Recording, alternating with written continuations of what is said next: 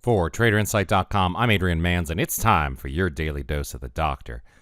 Well, today was Monday. Mondays are always off to a slow start, right? Hard to figure out over the weekend what's going to happen Monday morning.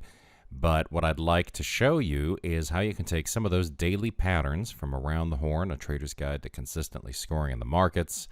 You don't have to buy the book. We've talked about them here online so many times. You can find just about all these patterns discussed in some of these videos.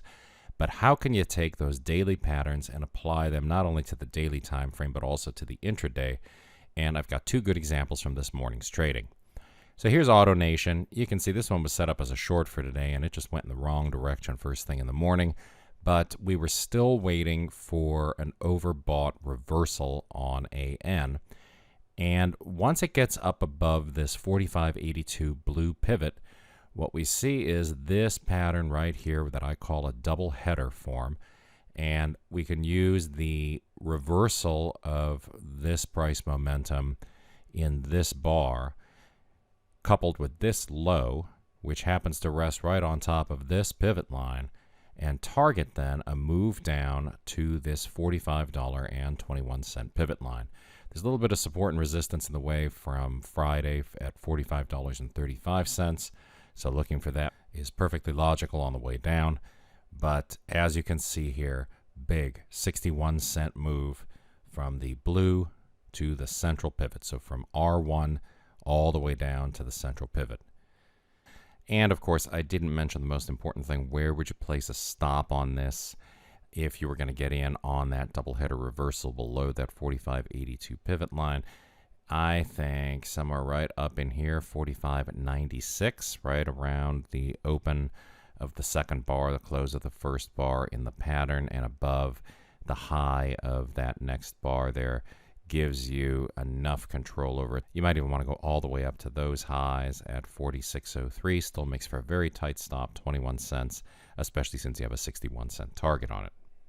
Another extension reversal setup that I talk about in Around the Horn is the Infield Fly, and the Infield Fly is represented right here in this bar.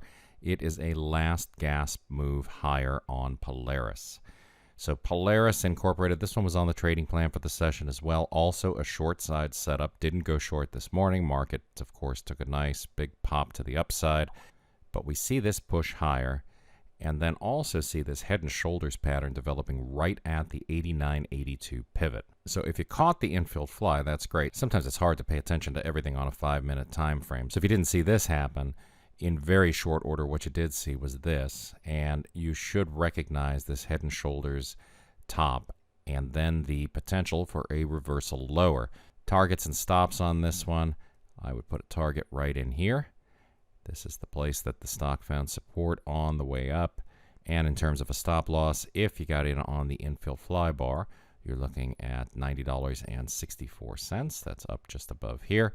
And if you were getting in on the head and shoulders reversal lower, I would be putting a stop at $90.08. So right above the high of this shoulder, if we get a move back up above this pivot line, then I'm assuming it's going to go all the way up to $90.64. But we see it came down $90.08 all the way down to $89.12.